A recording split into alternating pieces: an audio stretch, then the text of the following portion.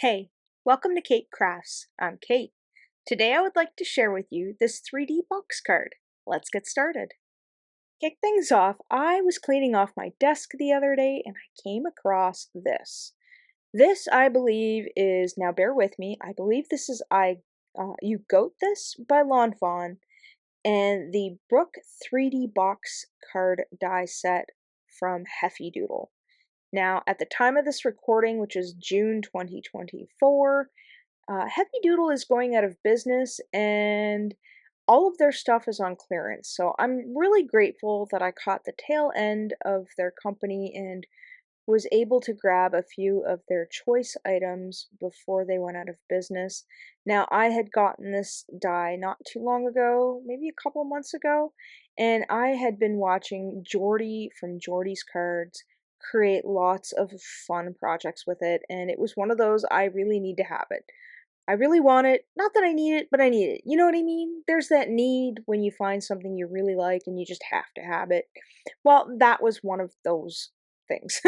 So I'm really fortunate to have caught in the tail end of Heffy Doodle, as they are a great company and the owner was super cool about separating a stamp and die set that she'd had listed on her site, because I had the stamps but I didn't have the dies, and I'm so grateful that I caught her when I did, because otherwise they are pretty much gone forever. So anyway, now that we've almost assembled this together completely, I do believe that there are other companies that have similar dies to this.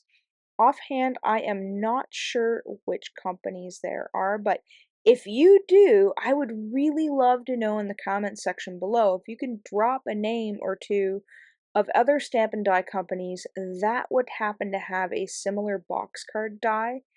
That way, if somebody sees this and they would want something similar, then there are other alternatives out there, as I'm not too sure what other alternatives to this are.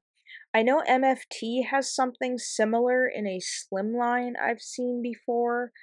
Um, I know Lawn Fawn has a specific box card die that I have modified to be able to be opened similar to this, but anything like this in this format, I'm not 100% sure.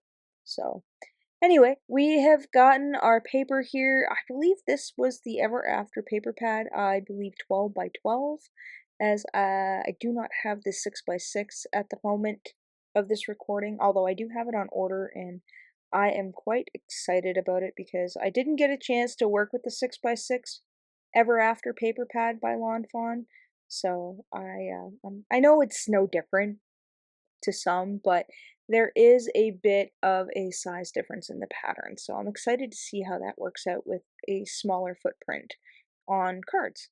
So here I am just adding in the little legs here for my characters to stand on.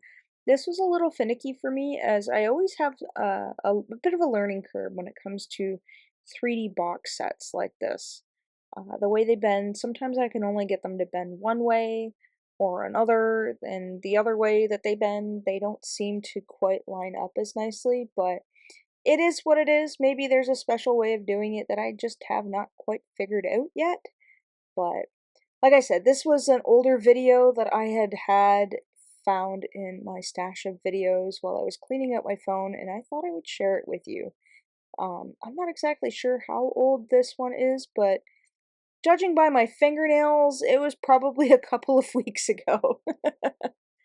So now we've got that first one laid up there, and now we're going to add the second one. Of course, we're double sticking because this is a moving mechanism, and I want to make sure that I have really good adhesion so it doesn't fall apart, because I think I ended up giving this to a friend of mine for their birthday, as it is not in my stash anymore, and I don't know, I really like this box set die.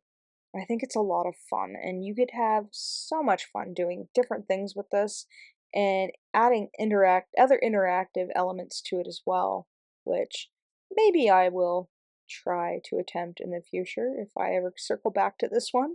So many stamps and dies, so little time. So now that I've got everybody here all lined up and glued down, we're just going to take that release tape and pick that off with our pokey tool. And then that way we can easily fold over the little side panel there as well. But we are also going to add some double stick to make sure that this is nice and stuck and it doesn't go too far. So you can see right there, I'm not quite sure. I want them to line up perfectly, so I end up just smooshing it in just a little bit more and holding that down.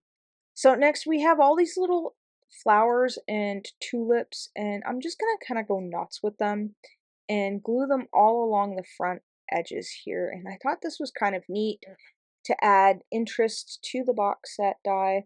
You could even add like grass, I think would look really nice. Like you could cut out some grass to glue over top of the front and not have so many little arms in there to glue stuff on, but this is what I'm working with right now. So I'm just adding a little bit of glue to the bottom, and I am using my reverse tweezers just to kind of give them a good mash down so they stay adhered, because I really enjoy working with the Barely Arts glue. I again saw this on several of my friends' channels, especially Jordy from Jordy's Cards, who inspired me to buy this die. So thank you, Jordy. I appreciate you enabling me.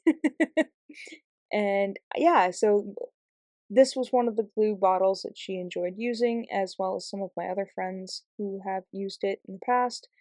Really enjoy it as well, and I like how it is. I like that you have a little bit of wiggle room with it, and then until you give that good mash down, you can still lift it up. But once you give it that mash down, it is stuck, and it is stuck for good. And I have found that over time, a lot of my cards that do end up in the market pile stay adhered. I don't ever see any kind of lifting or any discoloration or any of that. So, and I mean, I do leave some of my product in my car sometimes on a hot day, and yeah, I've had never ever had any problem with the long lastingness, I suppose you could say, of this glue. So, not that this is sponsored or anything like that. I just really like this glue. So we're kind of in the home stretch here with the flowers, and I appreciate you sticking around with me for this long.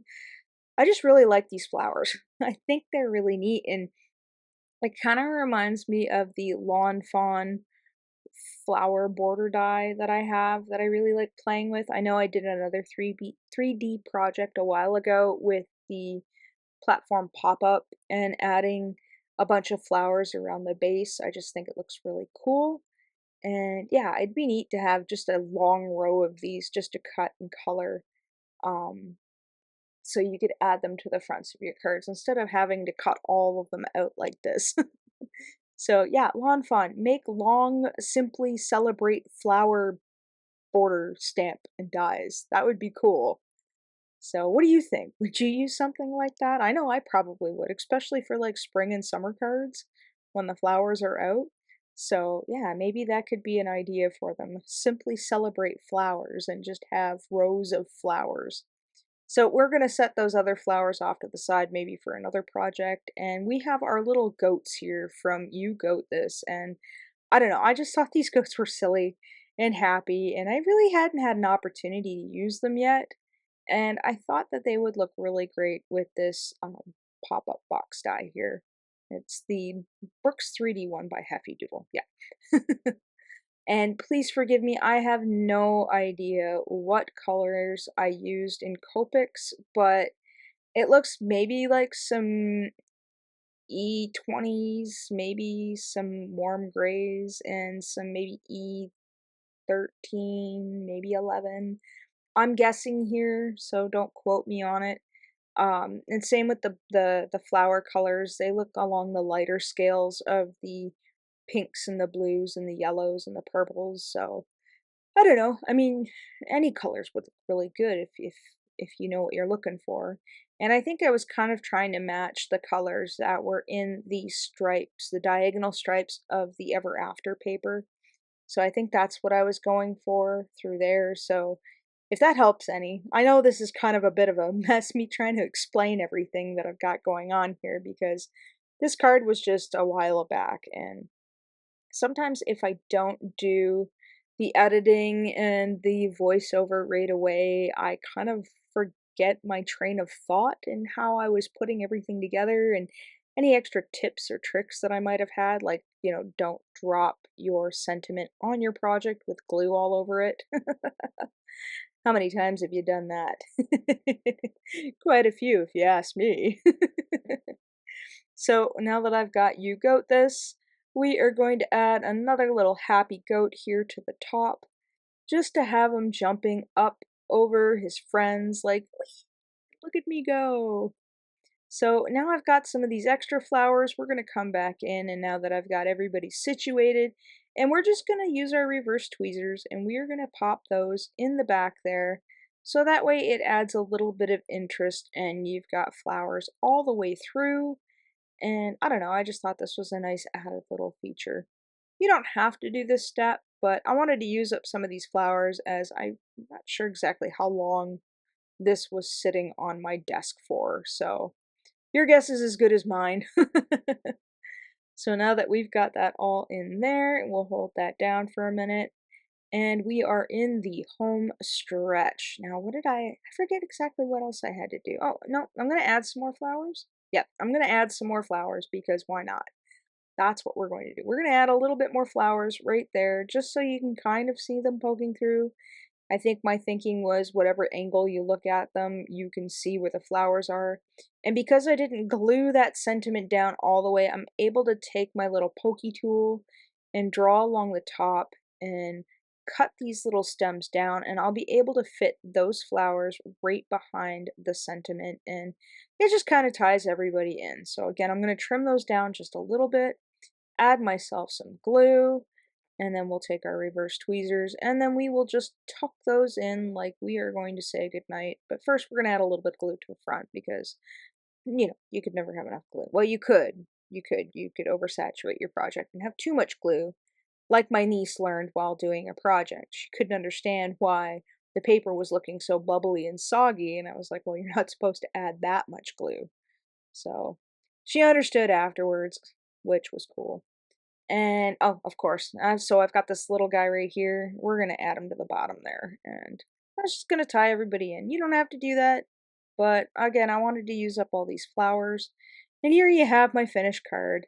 Thanks for sticking with me and popping in to say hi. Let me know in the comments what you've been up to and what projects you're getting up to.